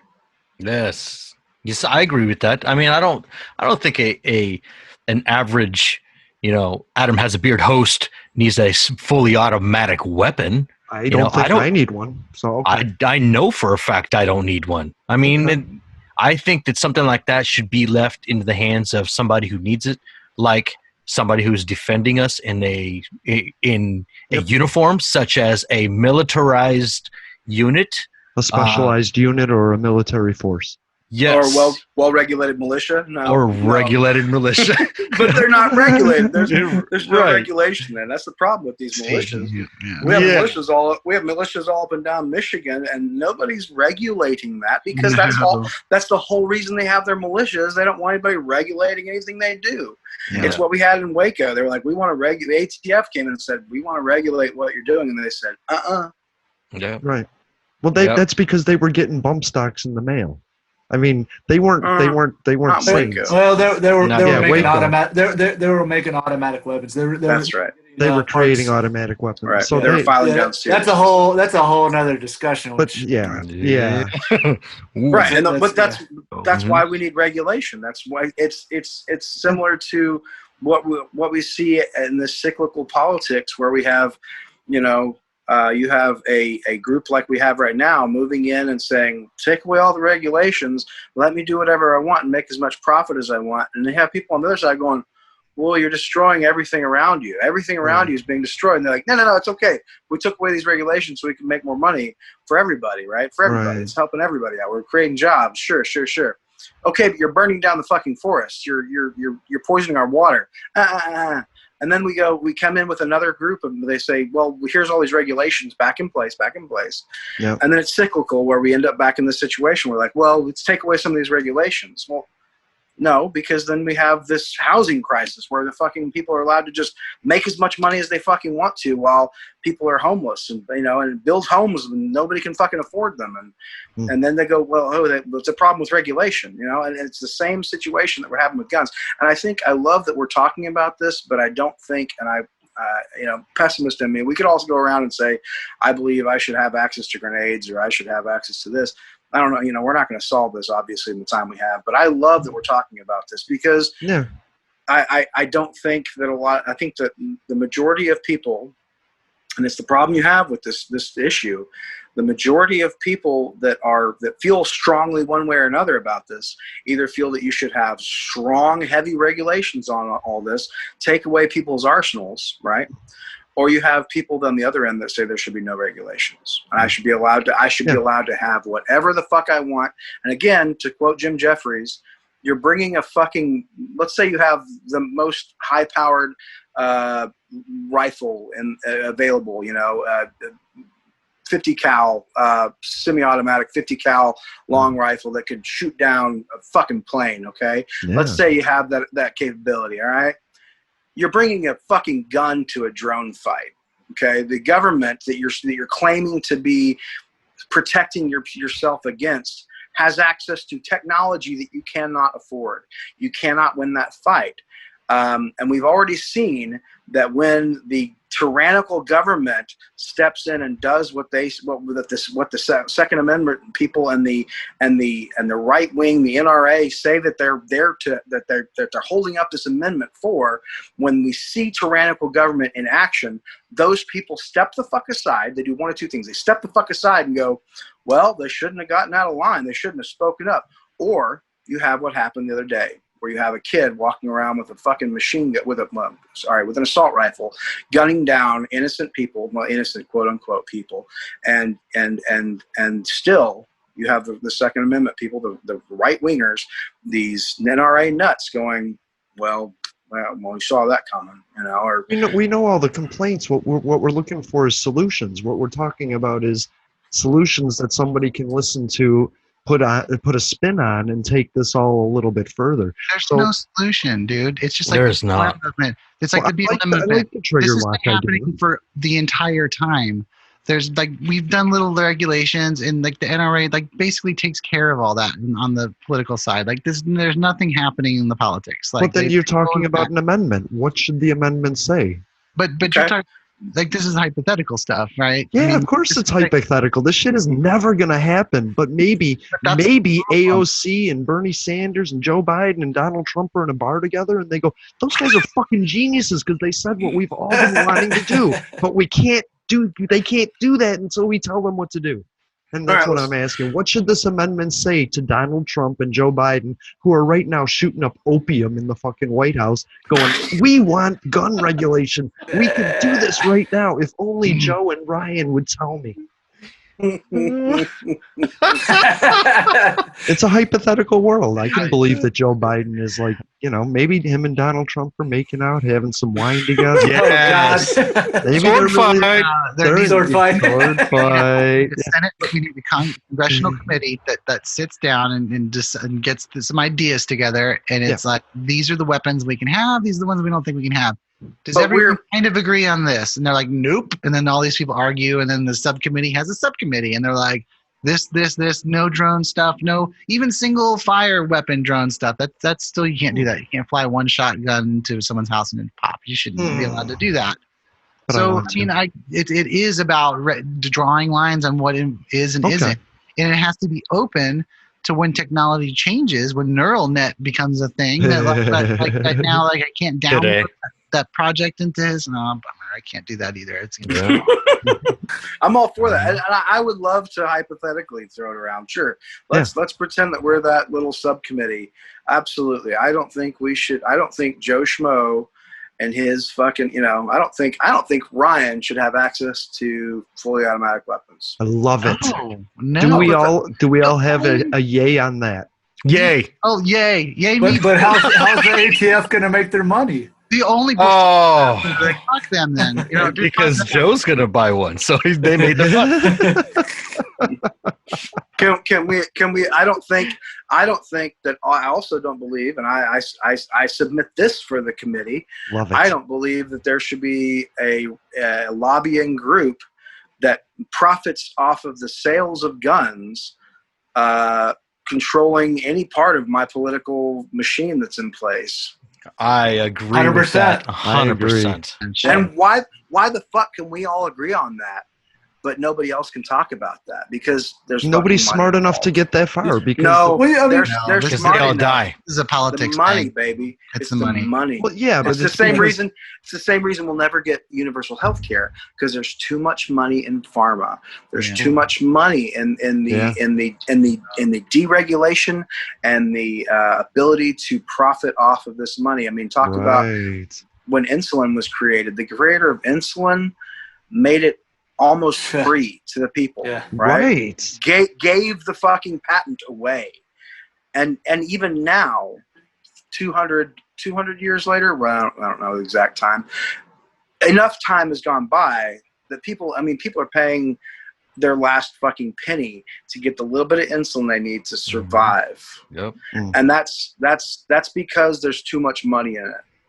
And there's That's a shame. too much. The Yeah, it's haves are never going ridiculous. to give up what they have, and that's Right. about, and it's everything. I mean, we can talk about any subject, and that's the fucking answer. The haves are going to not give up. They're not giving up their power. Politics, money, guns, drugs, women, God, anything. They're not giving it up. Oh, but if they did, this is the way to do it. What about a victim literally suing the gun manufacturers out of existence themselves, 100%. like they're doing with I can't remember what they're doing. They're doing it all over the place with everything, you know. Talcum powder, they're suing it out of existence. Sweet and low. Yeah.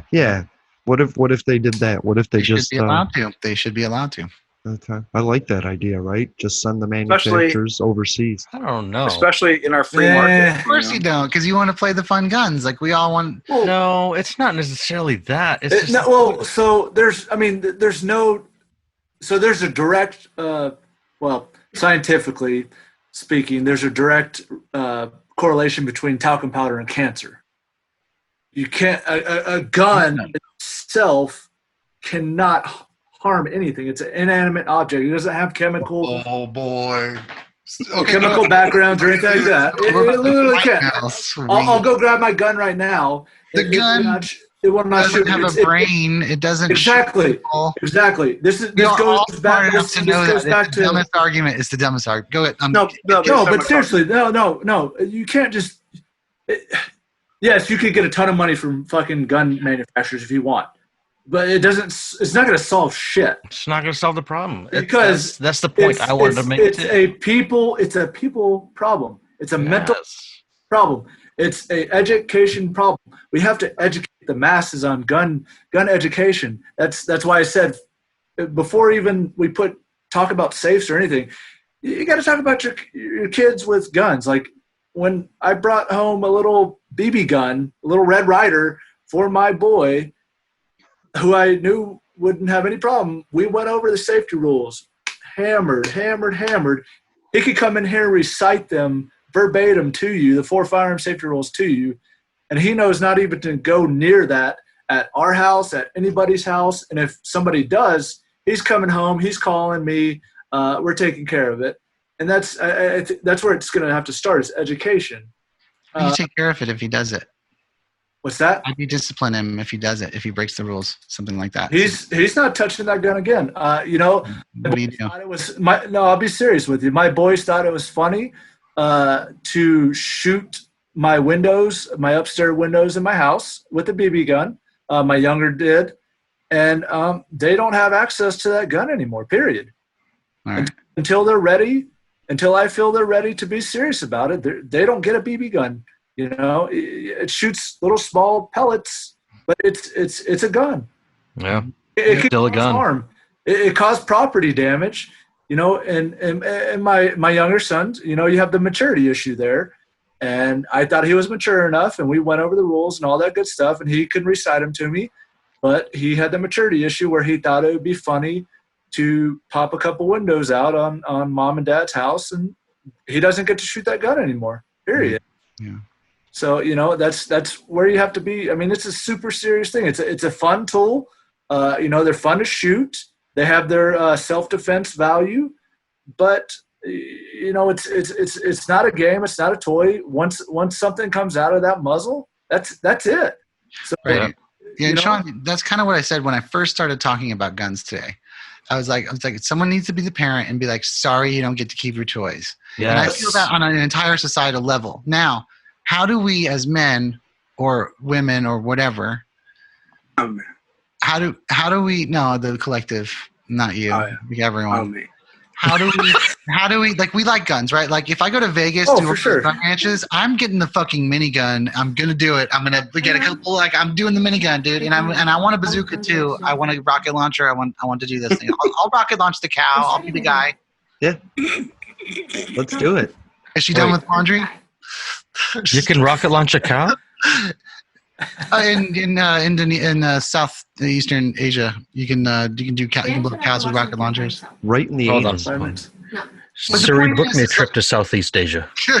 Yeah, I want to go with you. I want a minigun, a fucking rhino right up the anus, you know? It's better than like a cheetah or some panther, glorious animal that's endangered, but it's frowned upon.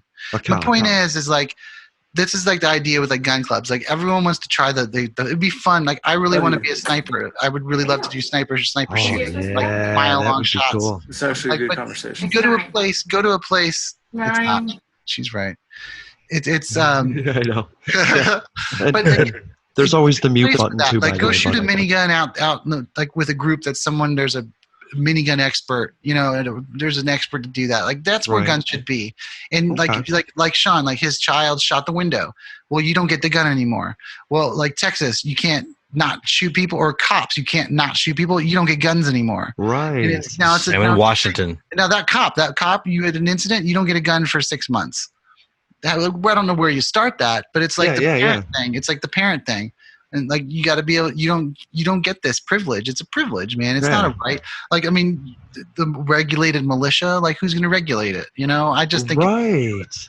But Sean was making a good point, and that is if you're not responsible. You don't get it. You don't get 100%. It. That was my point. At what age do we start the responsibility, and whose responsibility is it at that point? Well, the parents.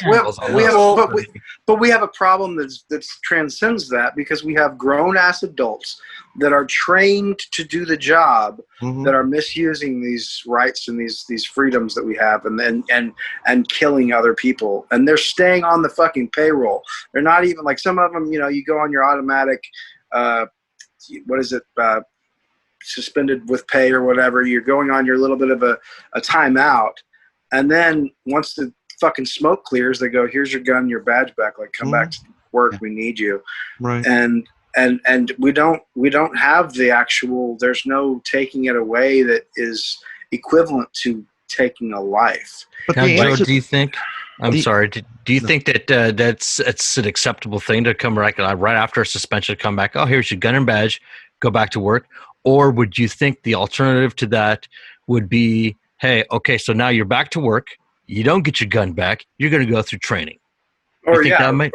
Sure, maybe, or go write parking tickets or some bullshit that doesn't involve you needing the sidearm. Sure, or our new Second Amendment says that once you've got infraction, you don't get this job anymore. It's the law. Like we can't give you your job back. That's part of the new Second Amendment B. 2B. And you don't get it. I'm sorry, you lose your job. And we go with Sean's idea of raising the future gun owners to be responsible. Yeah. And I don't think there's an age. Like I mean, I told my 6-year-old about the rules. He clearly understood them. I was just trying to get you to say it was your responsibility to train your kid. 100%. No, it absolutely is. But it's a maturity issue. Even though he understood the rules, he still wasn't mature enough to even have a BB gun. Right. And it's like, I mean, with any gun, if you're not mature enough to follow the rules, you're not mature enough to even possess this. Period. And that goes back to the age of, most states are 18 for open carry or whatever. Yep. You've had a little bit of life experience, just 30 years old minimum. for a semi-automatic, Get your college days, get your college times out. No, for real. And 30, dude. That's and it'll eliminate, like, you have these teenage gangbangers that the right is so worried about. And you don't get bullets till you're 50. Oh, bro. Come on, man. That's a long way. That's a long time for Sean. Not that long. I'm 10 years from now, bro. Hey, I'm 49. That's why I said it. Oh, yeah. Here we go. I got 5 years to go then. Right. I love it. And there's safety features so you can have your gun. I really agree with that you should get a pistol if you're in your 20s. You shouldn't get but in Montana. No, hold on. You feel a pistol? You brought this up a while back, Jason, that this idea that pistols are somehow safer than long arms. And I don't believe that that's true. I believe that a rifle should be where everybody starts. If you're going to be a gun owner, you should start with a rifle. Yeah, it's more of use of, like, a pistol is more for self-defense, a long gun is for hunting. So that's where I'm at. Like, you don't need hunting is safer than. Yeah, but you're not going to hunt with like a 9mm pistol. You're going to use a long gun with like if you're deer hunting, you're not using a pistol. But you don't need to bring the long gun with the scope into the city of Dallas to protect yourself. You know, that's where I was going. It's safer to have a scoped gun that's this big that everyone can see in the restaurant. That shoots and you gotta. Right. Okay, I just don't think it's necessary to have. If you bring that into Dallas, why do you have that? I'm going hunting where? You know what I mean? It just doesn't make sense. That doesn't make zero. So pistol marksmanship is a hell of a lot harder than rifle marksmanship. So we have really cool, you start with the BB gun, and then they got these really cool 22 long rifles, which are so much fun. Rounds are pretty inexpensive. That's what I learned on, actually. They go a little pop. They don't hurt the ears as much. You're still wearing your hearing protection, but that's where the education aspect comes in. Right. At this 9mm pistol, I'm not going to give my 6-year-old, even though I have, I felt comfortable doing that because he was ready for it. But more likely than not, the everyday citizen that's not a firearms instructor, hasn't been a police officer, all that stuff, is not going to give their kid a pistol to start on. We're going to start off on a BB gun, a 22 long rifle, stuff like that. And I think that's where the law needs to stay. Normally, you can get a rifle at 18, 21 to get a pistol. Washington State voters decided that 21 has to be a rifle, which whatever. Whatever. You can't, 18-year-old can serve in the Army, but they can't buy a 22 long rifle until they're 21. Jesus. They could have put a little bit of verbiage in there to kind of correct that if it was, an AR or something like that, as opposed to a 22 long rifle. But it is what it is. But I think that's where Joe's. I'll take that. Pistol marksmanship. I will say, as a police officer, every police officer, this covers every conversation we're having here, with the shootings, all that stuff. They go through a basic law enforcement academy, a basic. Right. And, you got these college kids that are they just got their bachelor's degree from a university or whatever, and they want to be, they got their criminal justice degree. They have no life experience, and they went and have become a cop, which is fantastic. There's absolutely nothing wrong with that. But they don't have much life experience, and then they go through a basic law enforcement academy. Washington State's requirement is 19 weeks. It's 720 hours. How many? 720 hours. The police academy? I'll be honest with you. On the bigger agencies, after that, they go through a FTO program. My FTO program wasn't much because we were a small town, and that's an issue in itself. I don't want to go into that because I don't really want to talk about my department or anything like that. But the bigger agencies, they go through 12 to 19-week FTO program, depending. So they get a little bit more training, a little bit more experience, stuff like that. But I don't think it's enough, honestly. It should never stop. It should always be ongoing. Did you train yourself extra, or did you just feel like you're so for it sounded like me, you weren't trained enough? For firearms, we shot a lot in the academy, stuff like that. And coming from the Army, I was infantry. I held a rifle, never touched a pistol. So, me and my dad went and shot some pistols. Didn't go over basic marksmanship, nothing like that. Had a good time, good stuff. But we didn't go over the marksmanship stuff. So we got a little bit of that in the academy. Went some use of force stuff, all that. And then you go through the agency training, which goes through a lot more detail. But honestly, going down to threat dynamics, learning a lot more stuff about pistol shooting, just firearms in general. I learned so much more about just the basic pistol marksmanship than I ever did in the basic law enforcement academy. And it's honestly, it's scary. And it's unfortunate, the smaller agencies, they don't have the funding to say, hey, you're going to go shoot some rounds this day and this day. Oh, hey, sorry, I know you worked a 12-hour shift. You're going to go to this training. They just Right. to do that as opposed to the bigger agencies, which they have hundreds of people, which they can go back and forth and should be doing all this training. So that's scary. So is this place you're talking about, like biodynamics or whatever you're talking about? Threat. Is this like, what is it? Threat dynamics. Threat dynamics is the Is this like a company, or is this like is this something you're involved with? Is it like a? So I'm kind of an on-call employee right now. So I was a firearms instructor there after. Okay, you're a firearms instructor. Okay, cool. And I was the staff manager there. Because what I was going to say is that what you were talking about, like you're giving your children guns and learning how to shoot, and a lot of people do that, and they just kind of. I mean, I understand that. The need to have the safety. But like, you're military and you have police experience, and you've got now you're a firearm instructor, and hearing from someone that has all this, shooting experience, right?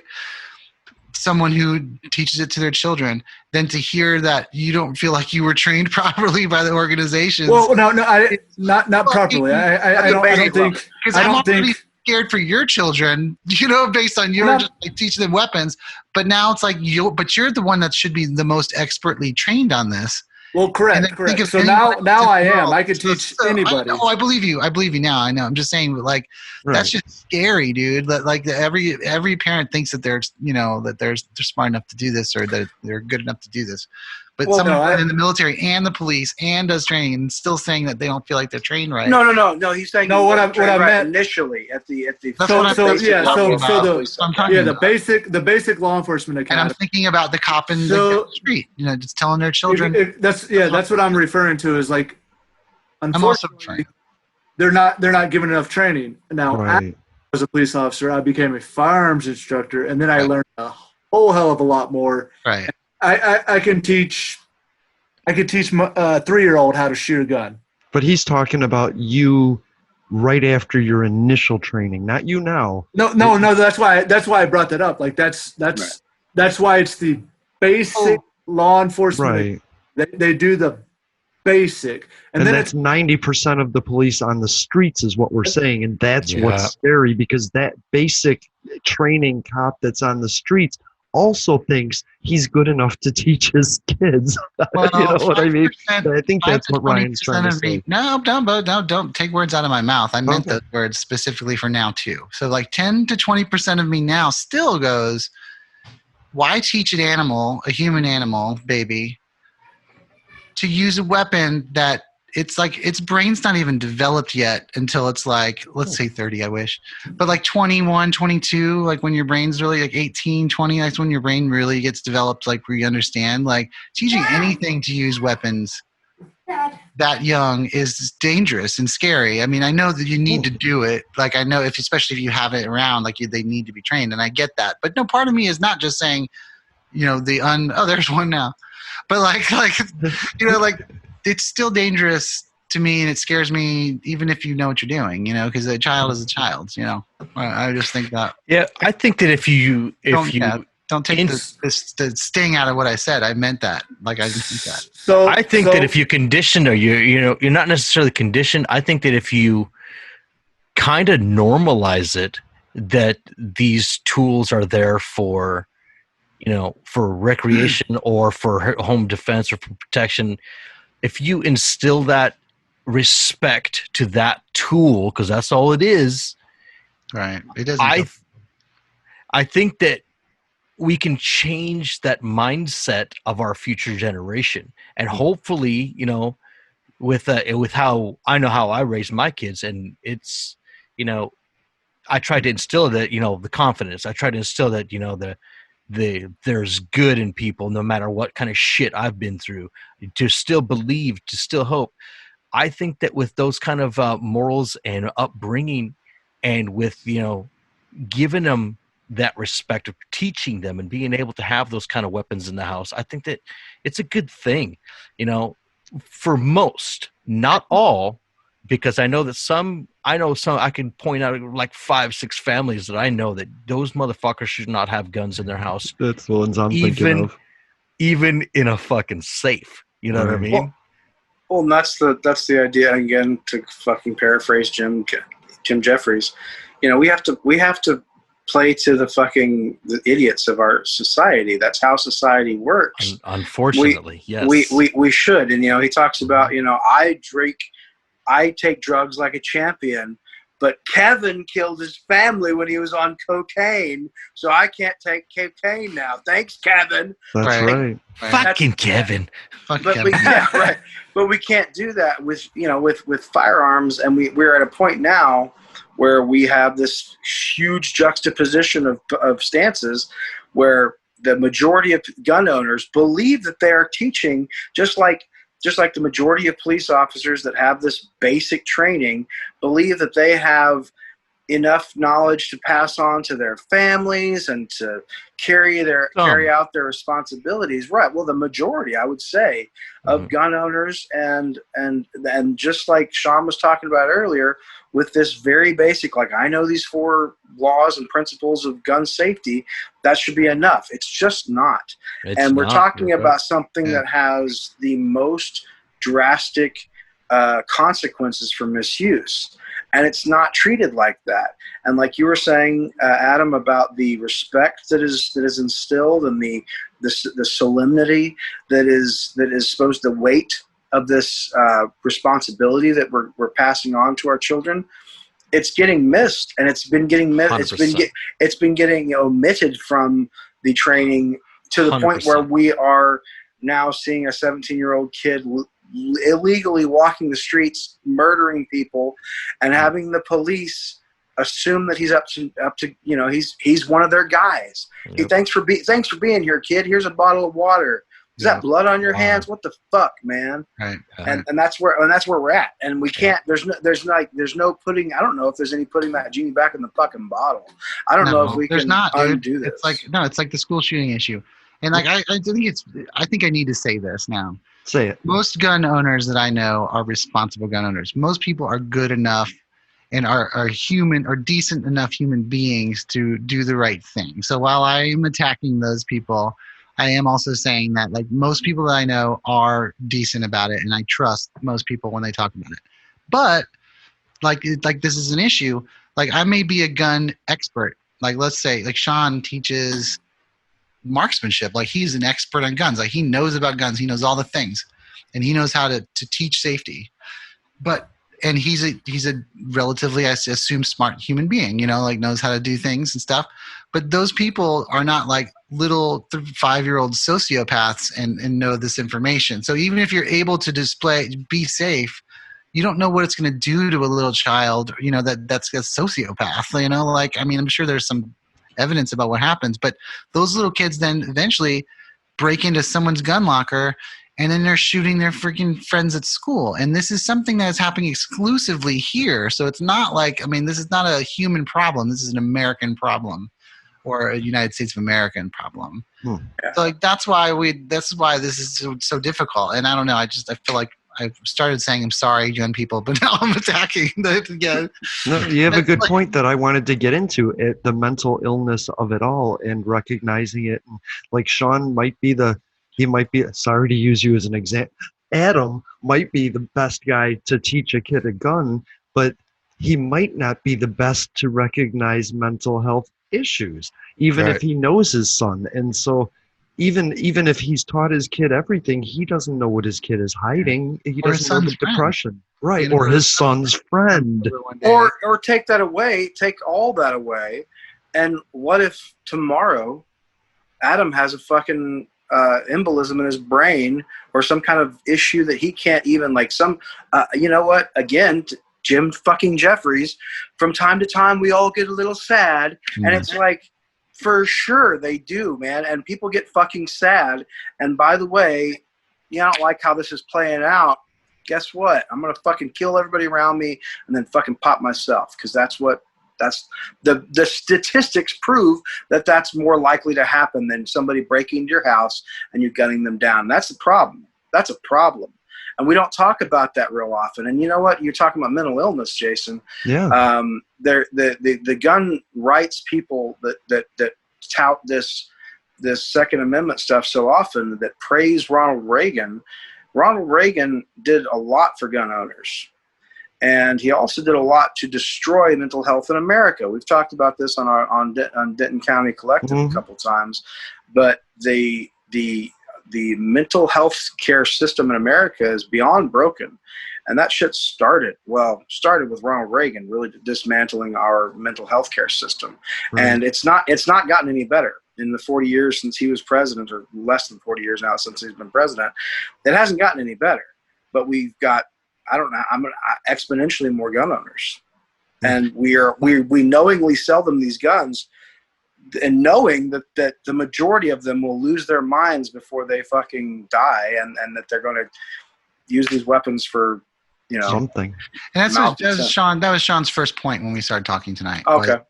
Like mental health it's not a gun conversation. We need to have a mental health conversation. Right. And then I said we don't really deserve our toys because we should take them. That's my point. Like it's a cyclical conversation. That's why these conversations are so hard.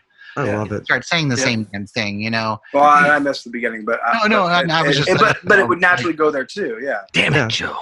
I do want to say I think we should start wrapping up, and I gotta get going, guys. I want to give a final word to Adam, and then we'll just go right across the screen there. Look, I think that with conversations like this, difficult topics like this, coming together with a small group, I mean, whether it be your gun club, whether it be your militia, whether it be your family, to talk about these kind of difficult situations, whether it be worldly, whether it be right in your own house, guns, respect, growing up, do it together. That's all I got to say. Just do it together. All right. And how about Ryan? I just think that if we pray to Jesus, he will save us from all of the gun violence and fix all the problems. Yeah. WAP, buddy. WAP. How about you, Sean? I really enjoyed tonight. Everybody's definitely got something to bring to the table here, and it opens up conversations. It doesn't matter what I believe in, whether I'm what politics I believe in, whatever. We've as Americans, we have to come to the table and figure this shit out. Period. This shit has to stop. And it's foremost about safety and mental health, and then we can start talking about the other shit. But I think that's where we need to start. And this is a good start. And if we change one or two people's minds on things or get the ball rolling, then hell yeah. Hell yeah. How about you, Joe?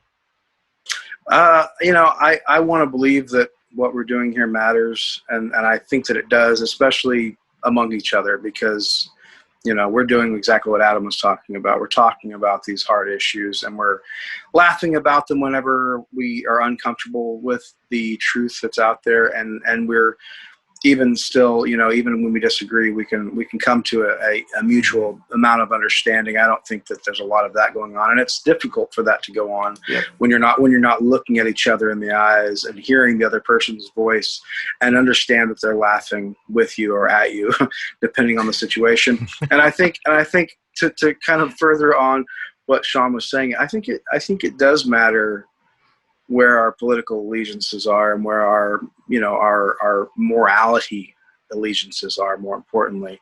If we can, as a responsible gun owner, if you know that I'm morally sound to some degree, it carries a lot more weight than somebody who, obviously doesn't have a moral standing of some sort that is based in, a solid place.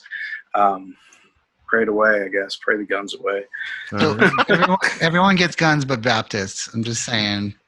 I just want to say that the media portrays us all as radical right or radical left, but the truth is I think we all just fell pretty close to center on an issue that's pretty contentious, and I think there's a lot of facts there that are hard to dispute. I'm going to say you can listen to the Denton County Collective, Adam Has a Beard, or Public Access America on Spotify, SoundCloud, and you should check out the YouTube stuff too. Thank you for listening to Public Access America. To those who would tear the world down, we will defeat you. This is our moment. This is our time. To those who seek peace peace and security. We support you. Yes, we can.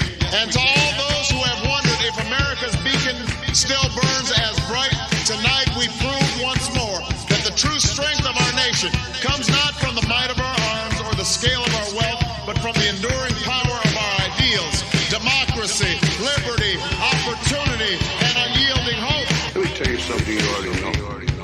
The world ain't all sunshine and rainbow.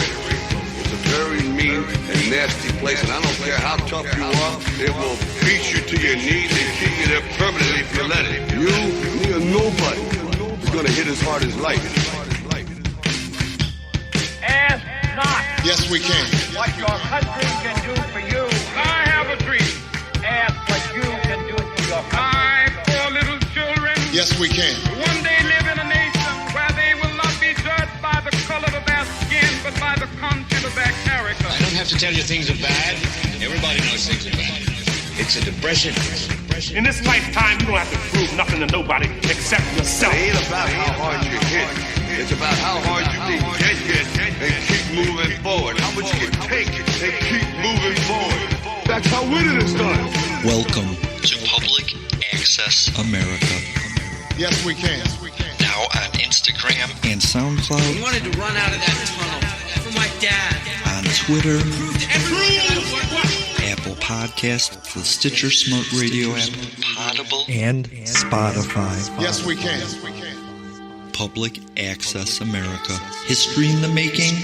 Making history in the making.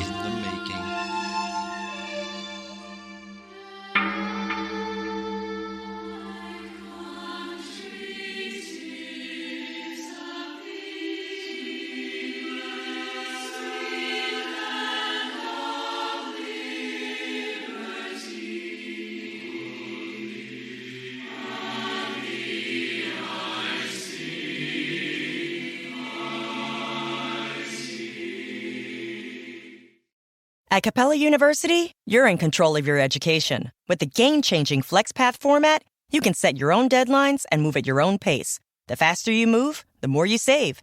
Visit capella.edu to learn more. Finally, a bed that senses snoring and automatically responds. Meet the Ergo Smart Base from Tempur-Pedic, our first system that detects snoring, then automatically adjusts by raising the bed. Get your best sleep all night, every night. Now, save up to $500 on select adjustable mattress sets during the Tempur-Pedic Black Friday event. Get full offer details at TempurPedic.com.